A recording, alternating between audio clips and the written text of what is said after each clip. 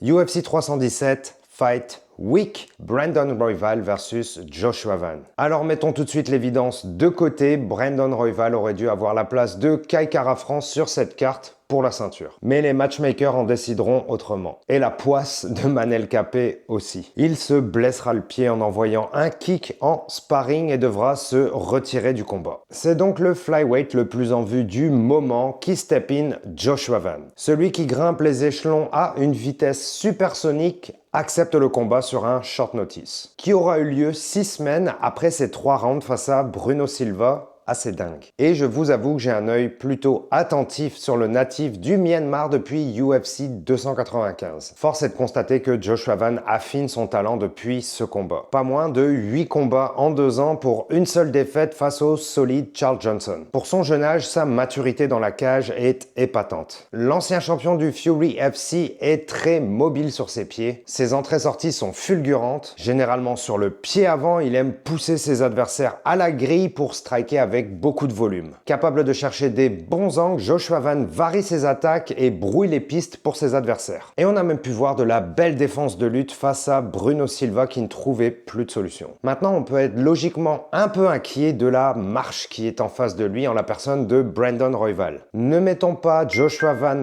trop tôt face au défi le plus gros de sa carrière. Royval a rivalisé avec les meilleurs. L'Américain a littéralement tout dans son arsenal. Il peut aussi bien rivaliser avec la boxe de Brandon Moreno ou la lutte de Tatsuro Taira. Il a une cardio de feu, lui qui a effectué ses 3 derniers combats en 5 rounds. S'il le souhaite, il pourra clairement dérouler sur les 3 rounds face à Joshua Van. Vu le format, je pense qu'on peut se retrouver avec un combat bien actif, une belle petite guerre, pas mal de back and forth. Et malgré l'aspect un petit peu précipité de ce combat pour Joshua Van, je pense que peu importe la décision des juges, le jeune Birman peut sortir gagnant de ce combat.